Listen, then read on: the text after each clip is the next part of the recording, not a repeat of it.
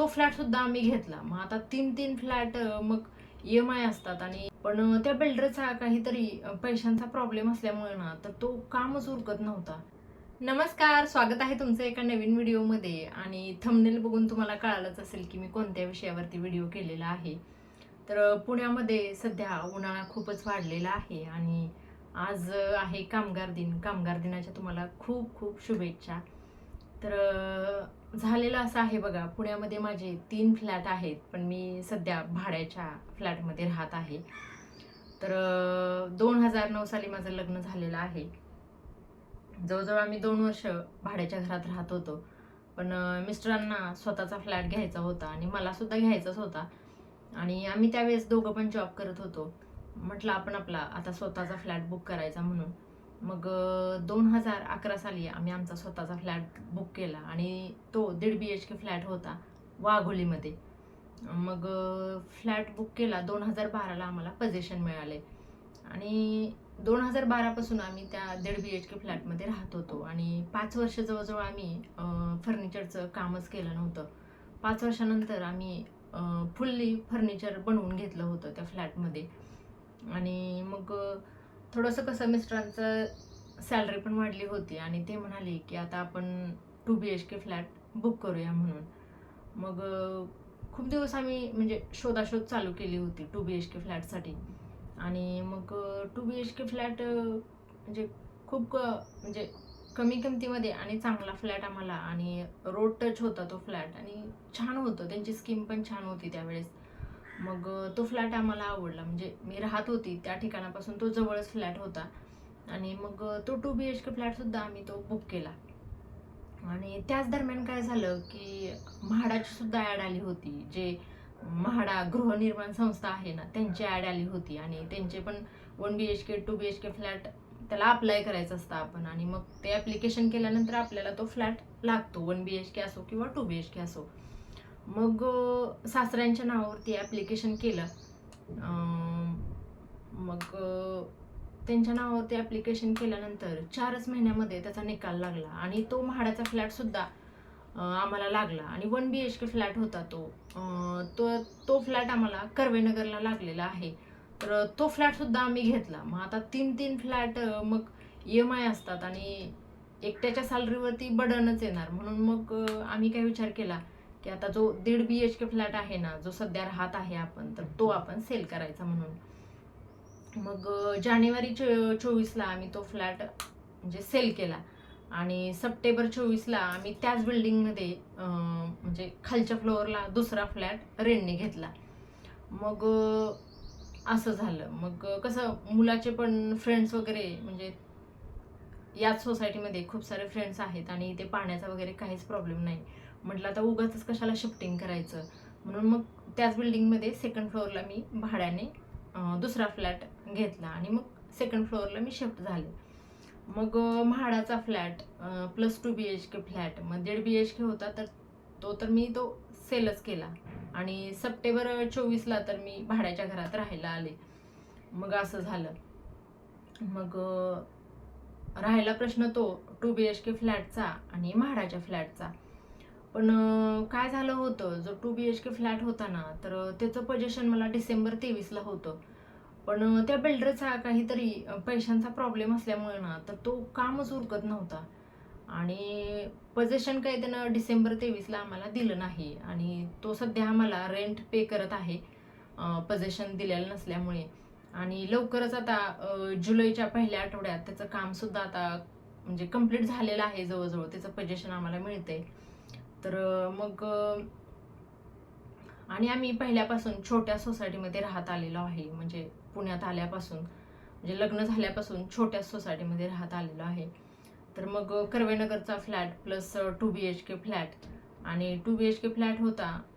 तर त्याचं पोझिशन तर काही अजून मिळालेलं नाही आणि जो कर्वेनगरचा म्हाडाचा फ्लॅट आहे, तर तो तर आम्ही रेंटने दिलेला आहे. तर तिथं जाण्याचा प्रश्नच येत नाही आणि मी राहते त्या ठिकाणापासून तो फ्लॅट खूपच लांब आहे. मग विनाकारण शिफ्टिंग करायचं, मग मुलाची शाळा डिस्टर्ब होणार. म्हणून मग मी तो भाड्याने दिलेला आहे आणि तिथे काहीच फर्निचर वगैरे केलेलं नाही. फक्त किचन ट्रॉली केलेली आहे आणि तिथे सध्या रेंट 25,000 रेंट आहे आणि मी जिथे राहत आहे तिथे 10,000 आहे. तर तुम्ही एरिया वाईज म्हणजे तुम्हाला कळेल की कसं आहे ते. तर मग तर 2 BHK फ्लॅटचा जो म्हणजे बिल्डर आहे तो आम्हाला सध्या रेंट पे करत आहे. तर त्या फ्लॅटची माझी एक्साइटमेंट होती ना, तर ती पूर्ण गेलेली आहे. आणि म्हणजे तिथे जायची आता इच्छाच होत नाही, कारण 2023 पासून पोझिशन आता 2026 चालू आहे. 1 मे 2026 आज आहे, तरी आम्हाला पोझिशन मिळालेलं नाही. तर मग म्हणजे आम्ही दोघांनी पण विचार केला की पहिल्यापासून आपण आता छोट्या सोसायटीमध्ये राहत आलेलो आहे, आता आपण मोठ्या म्हणजे टाउनशिपमध्ये शिफ्ट व्हायला पाहिजे. आणि मिस्टरांना ठीकठाक पगार आहे, सध्या मी काही जॉब करत नाही. तर मग आम्ही असा निर्णय घेतला की म्हणजे टॉवरमध्ये खूप सारे टॉवर्स असतात आणि लोकांचा क्राऊड पण जास्त असतो, फॅसिलिटीज जास्त असतात. मग अशा ठिकाणी आपण आता फ्लॅट बुक करायचा. मग मी आता राहत आहे तिथूनच जवळ एक खूप मोठा प्रोजेक्ट चालू आहे, म्हणजे टाउनशिप आहेत त्यांचे, VTP नावाचा प्रोजेक्ट आहे. तर खूप छान आणि सुंदर फ्लॅट आहेत त्यांचे. 2 BHK flat, 3 BHK flat, 1 BHK flat, खूप सुंदर आहेत फ्लॅट. आणि ॲम्युनिटीज सुद्धा खूपच म्हणजे खूपच भारी आहेत. पण फ्लॅटचे रेट सुद्धा तसेच आहेत. तर मग आम्ही तिथे जाऊन आलो. जानेवारी 2026 पासून आम्ही तिथे म्हणजे जानेवारी आणि फेब्रुवारी 2 महिने आम्ही कंटिन्यूस जात होतो तिथे. म्हणजे आम्ही एवढा अट्रॅक्ट झालो होतो ना ते फ्लॅट बघून, म्हणजे जे सॅम्पल फ्लॅट असतात ना ते बघून खूपच अट्रॅक्ट झालो होतो माझे मिस्टर आणि मी. तर मग आम्हाला असं वाटत होतं की म्हणजे आता मुलगा पण मोठा होत आहे, तो आता 7वीला गेलेला आहे. तर आम्हाला असं वाटायचं की म्हणजे त्याला सुद्धा त्याचे फ्रेंड सर्कल आता वाढलं पाहिजे, लोकांचा क्राऊड त्याला सुद्धा जास्त भेटला पाहिजे. म्हणजे थोडंसं कसं मुलांचं पण डेअरिंग व्हायला, लोकांशी बोलायला थोडंसं म्हणजे इन्हान्स होतं ना. म्हणजे बाकीच्या ऍक्टिव्हिटी सगळ्याच इन्हान्स होतात. म्हणून मग मग आम्ही विचार केला की आता आपण ह्या टाउनशिपमध्ये फ्लॅट बुक करायचा म्हणून. मग राहिला प्रश्न, मग पेमेंट कसं करायचं. ऑलरेडी 2 फ्लॅट आहेत आणि अजून टाउनशिपमध्ये फ्लॅट घ्यायचा म्हटल्यानंतर बर्डनच आहे ना, विनाकारण ओझं आहे ते पैशांचं. मग ते कसं, पैसे कसे भरायचे, फ्लॅट बुक कसा करायचा, डाऊन पेमेंट कसं करायचं, हे सगळंच टेन्शन होतं. मग झालं असं, फेब्रुवारी 26ला आम्ही निर्णय घेतला की आता फ्लॅट बुक करायचा म्हणून. आणि VTP टाउनशिपमध्येच करायचा म्हणून. आणि टाउनशिप म्हटलं की त्यांचं ते अरेंज करतात सगळं, महानगरपालिकेचं काही नसतं त्याच्यामध्ये. तर मग आम्ही असा निर्णय घेतला की आता जुलैच्या पहिल्या आठवड्यात आपल्याला 2 BHK फ्लॅटचं पोझिशन मिळणार आहे.